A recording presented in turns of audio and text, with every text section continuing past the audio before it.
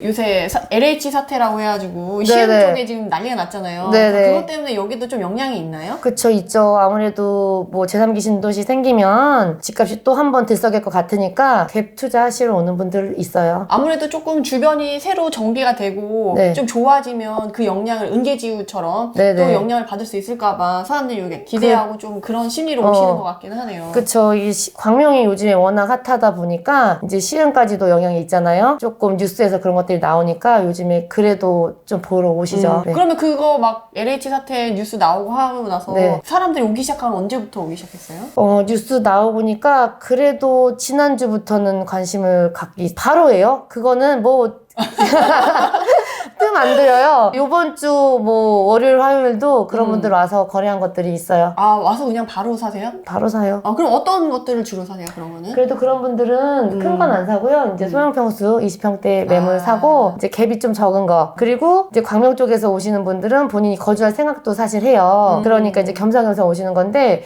중요한 건 매도자들이 이제 안 팔라고 하죠. 산다고 하면 가격을 올려요. 아, 매도자들이 이제 물건을 걷어들이는 거예요? 네. 부른 가격에서 산다고 하면 어쨌든 500이나 1000 더 주고 사야 돼요. 아, 지금은 막 내놔서 판다고 했는데 사람이 붙는, 이제 네. 사람이 더 사겠다고 계좌 달라고 네. 하면 그 자리에서 500천 네. 올린다는 거죠? 근데 저희는 그래도 500, 1000 정도면 사라 그래요. 어차피 더 오를 거니까. 하긴 특히 소형 평수는 아직 덜 올랐어요. 여기가 30평대 위주로 좀 움직이고 신축 위주로 네. 움직였지. 그 밑에 이제 네. 다른 평형대들이랑 그 네네. 앞에 있는 애들은 네. 조금 아직 덜 오른 감이 있잖아요. 네, 그쵸. 그래서 이제 그런 분들은 소형 평수를 사는 거예요. 한때 이제 좀 트렌드가 바뀌었잖아요. 큰 평수 선호하다가 코로나 때문에 지금은 이제 가격면도 그렇고 또 코로나가 좀 없어질 거라는 생각도 하잖아요. 그치, 백신이 시작됐으니까. 네, 그렇기 때문에 다시 소형 평수가 인기가 있어지고 있어요. 대책 발표되고 나서 6월달, 7월달 대책 발표되고 나서 약간 네. 조용하다가 전세가가 올라가면서 네. 약간 여기가 살아난 거잖아요. 네, 그래서 네. 제가 알기도 작년 말쯤부터 해가지고 네. 다시 좀 사람들이 돌기 시작한 걸로 네. 알고 있었거든요. 맞아요. 그러면서 12월달부터 막 사람들이 붙기 시작하는 게 저도 느껴졌었거든요. 네, 가격이 이제 막 오르려고 하니까 네. 원래 가격이 오를 때 손님들이 많고 떨어질 때 없어요. 그쵸. 네, 그렇기 때문에 이제 오를 때 손님들이 오는데 그 대신 그때는 또 물건이 없어요. 그러니까 조금 약간 아이러니하지만 뭐 어쩔 수 없죠. 수요 공급의 원칙이 그러니까. 그래도 매물이 없다 손 해도 한 달에 그래도 몇 건 이상 계속 거래를 할 정도로 계속 물건은 그래도 나오긴 나오나 봐요. 세대수가 좀 있다 보니까 여기가 단지가 좀 크잖아요. 이제 구축이 3만 세대, 신축이 3만 세대다 보니까 만약에 세대수가 없으면 물건이 안 나올 거예요. 근데 그래도 이제 구축에서 신축 가고 싶은 사람들도 있고 또 다주택자들도 있고 하니까 나오긴 나오는데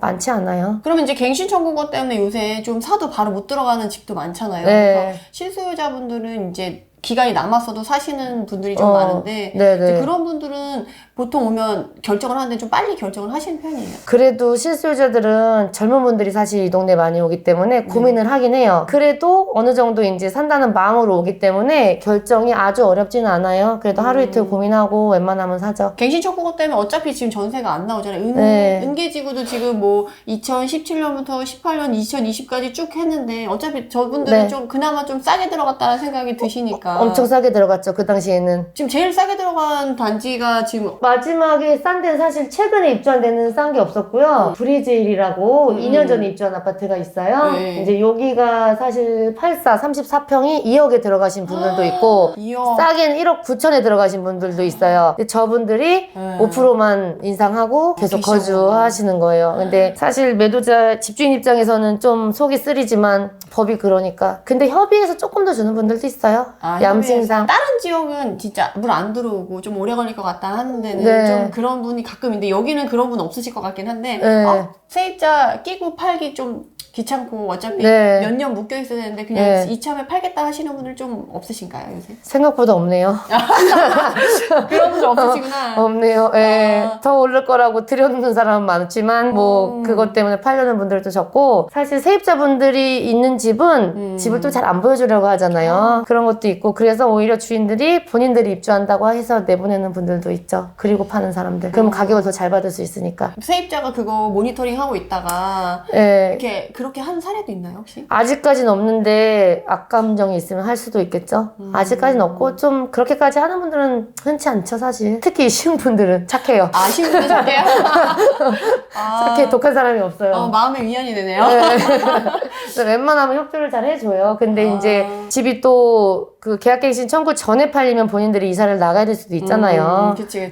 아직 계약갱신 청구 안 한 분들도 있으니까 한 번은 더 연장이 가능하잖아요. 그러니까 조금 이제 보여주기 꺼려하는 분들이 있는 거예요. 그럼 지금 실입주 물건이랑 입주 불가능한 물건이랑 가격 차이는 보통 얼마나 나요? 근데 크진 않고요. 한 1,000, 2,000 난다고 보셔야 돼요. 1,000, 2,000? 네, 많이 안 나요. 왜 그러냐면은 전세 안고 투자로 내는 물건들 그런 것도 웬만큼 잘 나가거든요. 그래서 조금만 싸도 나가요. 1,000만 원, 네. 2,000만 원 정도만 네. 싸도? 큰 갭은 많이 없어요, 사실. 근데 그래도 투자자 입장에서는 1, 2천이면 적은 금액은 아니니까 그치. 그래도 집만 괜찮으면 하시죠. 세입자분들이 협조가 잘 되는 집이랑 안 되는 집이랑 1,000만, 2,000만 원 차이 난다는 거잖아요. 네. 크게는 이사 비용도 드려야 되니까 그런 것까지 생각하면은 이제 더 비쌀 수도 있지. 근데 사장님 혹시 그런 사례는 없으셨어요? 그 갱신청구가 안 쓴다고 해가지고 나가기도 네. 했는데 네. 그래서 그분이 이제 파신 거죠. 근데 팔았는데 네. 나중에 찾아보니까 집이 없어. 네. 못 나가면서 이런 네. 사례 혹시 없었나요? 조금 거주자들이 똑똑해요. 그래서 좀 알아보고 요즘에 없다는 게 너무 이제 공급이라는 게 알기 때문에 거의 없고 조금 변심하는 분도 있죠. 그러면 이제 이사 비용 더 많이 주고 내보내는 수밖에 없는 거예요. 간혹 있어요. 근데 이제 많진 않아요.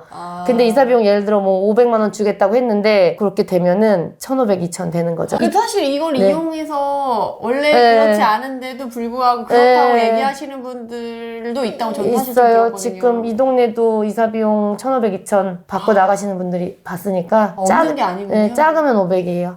착한 시흥에서도 네. 이사비 네. 500이 사실 그렇게 작은 건 아니잖아요. 이사비 네. 정말 이삿짐 차만 하나 200이면 2, 300이면 되잖아요. 네. 근데 거기에 더 붙여서 500을 주는데 네. 이제 그건 또 마음에 안 든다. 그래서 나는 내가 나가주는 걸로 너가 네. 또 이득을 보는 게 있으니까 네. 내가 그만큼 같이 쉐어하자. 네. 약간 이런 걸로 한 1,500, 2,000까지도 부르고 네. 이제 가신다는 근데 거죠. 솔직히 임차인들도 나오려면 마땅한 집이 없고 살던 집보다 훨씬 비싸졌잖아요, 전세가. 그치. 그래서 그분들 입장에서 보면 또 큰 이득은 아닐 수도 있는데 겉으로 딱 보면은 사실 조금 그렇죠. 집주인 입장에서는 좀 속이 쓰리죠. 사실 다른 지역에서는 이제 집주인이 나 이제 거기 실거주 할 거다. 네. 나가라. 네. 지금 이제 나도 들어갈 거다 해도 무슨 소리 너 안 들어올 거 뻔히 아는데 네. 너 그렇게 해서 시비가 붙어서 네. 만기 됐는데도 안 나가는 세입자분들 있다고 하는데 있어요, 이 동네도. 여기도 있어요? 아주 조금 착하니까. 착하지만 그래도 없는 건 아니다. 이 많은 뭐 3만, 6만 세대 중에서 뭐 몇 명이에요? 소수예요. 근데 없을 수는 없지. 좀 이사 비용을 더 드리는 게 이제 다 비용 처리를 해가지고 보내는 게. 안 나가겠다는 건 아닌데 네. 본인도 조금 그래도 위안 삼아 위로금을 받고 나오고 네. 싶다라는 그런 제스처를 취하시는 거예요. 그렇죠. 그리고 이제 주인 입장에서도 본인들이 입주해야 되니까 드리긴 드려야죠. 이런 게 분쟁이 좀 많아가지고 사장님들이 더 힘드실 것 같아요. 힘들죠. 법들이 많이 바뀌어서 사장님들을 많이 이렇게 이제 괴롭히는 면이 있잖아요. 네. 그래서 그런 거 할 때 사장님 생각했을 때는 이런 건 조금 안 했으면 좋겠다 이런 게 있어요? 우리를 힘들게 하는 계약갱신 청구권이 생기면서 저희가 사실 물량이 너무 줄었어요. 지금 사실 전세가 막 나오고 들어가고 할 때란 말이에요. 근데 아예 그런 게 멈춰버렸기 때문에 저희가 조금 거래가 힘들잖아요. 지금 매매가 안 되면 전월세라도 좀 돌아야 저희가 이제 좀 매출을 올리는데 그런 면에서 좀 저희가 먹고 살기가 힘드네요. 이래저래 뭐 대책이 많이 발표될 때마다 막 네. 거래 절벽이다 이렇게 해서 거래가 잘 안 되는데 네. 이제 전월세까지 이렇게 좀 막아놔서 네. 사실 정부에서는 이거 갱신 청구권 때문에 뭐 전월세 물건 안 나오는 거 아니야. 네. 막 이렇게 얘기를 하는데 실제적으로 현장에서 느꼈을 때는 많이 줄었다라는 거죠. 엄청 줄었죠. 거의 없죠. 전월세도 거래 신고하라 그러잖아요. 네네네. 6월부터. 그런 것도 저희는 사실 번거롭죠. 왜 그러냐면은 매매하는 거 거래 신고하는 것도 사실 요즘에 이제 자금 조달 계획서라든가 이런 걸 제출해야 되기 때문에 번거로운데 전월세까지 하라 그러면은 우리는 사실 할 일이 좀 많이 늘어요. 그렇죠. 돈이 네. 뭐 더 나라에서 주는 것도 네. 아닌데. 할 일이 늘는데 일거리가 없어서 별로 늘진 않겠네요. 지금 뭐 두산 위브나 기존에 좀 90년대 대우 3차, 뭐 신명 네. 성원 이런 데로 사람들이 조금 요새는 네. 그쪽으로 좀 많이 가나요? 그쵸, 많이 오죠. 지금 2000년대식으로 아까 얘기하신 대우 푸르지오 4차라던가 동신 네. 우남 쪽은 가격이 많이 올랐는데 네. 그럼 그 외에 90년대식 애들은 네. 지금 상대적으로 좀 덜 올랐을 텐데 그런 애들은 좀 얼마나 올랐어요 요새? 그래도 상대적으로 덜 오르는 것 뿐이지 많이 올라서 평당 뭐 1300에서 1500은 되잖아요. 거의 비슷해요. 약간의 차이가 있을 뿐이에요. 그러니까 그런데 대우 3차 4차가 5억 3천 5억 3천이면 대우 3차 바로 옆에 있잖아요. 네네네. 이건 30평대는 4억 5천에서 4억 8천. 아, 네. 4억 5천에서 네. 그러면 진짜 별로 차이는 안 나네요. 네, 저런 물건들도 요즘에 오른 거예요. 그러니까 3억대 후반에서 4억대 중반으로. 한 1, 2개월 사이에. 1, 네. 2개월 사이에 지금 1억이 오른 거예요? 네네. 어쩔 수가 없어요. 물건이 없어서 그래요. 사실 물량이 많으면 이제 팔고 싶은 사람이 많으면 떨어지긴 할 건데 지금 현재는 어쨌든 물건이 없고 또 수요는 필요하고 그러니까 많이 올랐죠. 그럼 여기도 이렇게 한 개 거래되면 옛날에는 한 개 거래되면 뭐 1,000만 원 올리고 뭐 2천만 원 네. 이렇게 나왔는데 요새는 네. 한꺼번에 얼마씩 올려요? 여기는? 여기 한 그래도 5천에서 한 8천 사이로 갑자기 뛴 것 같아요. 3억대 후반에 팔리던 게 4억 5천에 팔리면서 이제 그게 시세가 돼버리니까 갑자기 이게 좀 커요. 오르는 폭이. 네. 3억 5천 8천에 거래됐던 게 4억 5천에 네. 바로 거래가 됐다는 네, 거죠. 그렇게 비싸게 넣은 물건이 나가기 때문에 근데 사실 그런 것들은 수리도 잘 돼 있고 사실 좋은 집들이에요. 근데 그게 팔려버리면은 그 호가가 시가가 돼버리는 거잖아요. 정부에서는 그거 해서 뭐 취소하는 그런 것들 네. 그런 걸로 이거 괜히 호가만 높이는 거지 네. 실제 거래되는 거 아니다. 약간 이런 식으로도 얘기를 하는데 근데 서울 지역은 그럴 수 있을지 모르겠지만 이 경기 시흥 쪽은 그런 경우는 거의 없고 실제로 거래되는 거예요. 그건 저희가 다 알고 있는 거니까. 그리고 이제 부동산 소장님들도 그렇게 하지 않아요. 그렇게 양심 없는 분들이 이 동네는 아직까지는 없네요. 전체적으로 시흥이 착하다는 결론은 실무로 많이 오세요. 이번에 또 공시지가 다 올려가지고 네, 그것 네. 때문에 또 안 오를 수가 없을 것 같아요.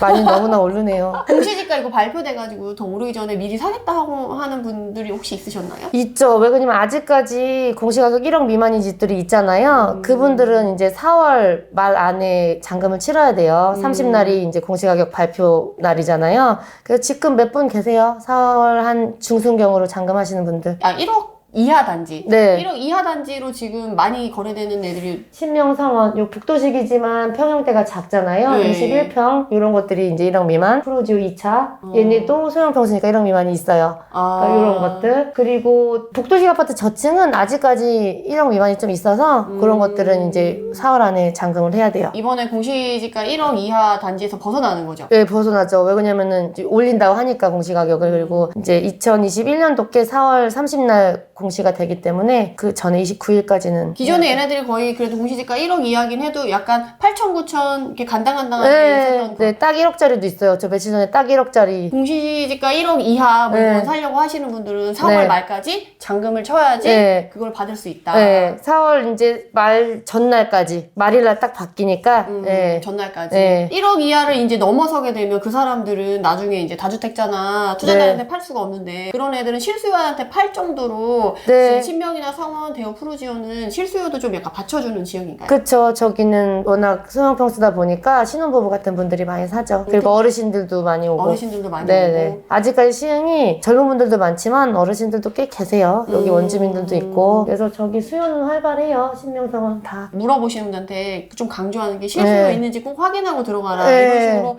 공시지가 1억에서 넘어서게 되면 이제 투자자들의 수요를 받을 수 없을 수도 네. 있고 그걸 확인하라고 하는데 은행동에서는 입지도 사실 앞에 상업지구나 이런 게 잘 형성되어 맞아요. 있고 그 앞쪽으로 좀 학원가라던가 버스편이 많이 다니잖아요. 네. 그런 면에서 실수요가 충분히 받쳐줄 수 있는 단지들이다라는 네. 거를 이제 사장님께서 한번 더 확인을 해주셨네요. 좀 집값이 너무 오르니까 힘들잖아요. 집값이 안정화될 수 있게 좀 법을 좀 완화하는 게 좋지 않을까 싶어요. 제 생각에는 2021년도에는 좀 국민들이 좀 마음 놓고 좀 편하게 집을 살 수 있는 그런 계기가 됐으면 좋겠습니다.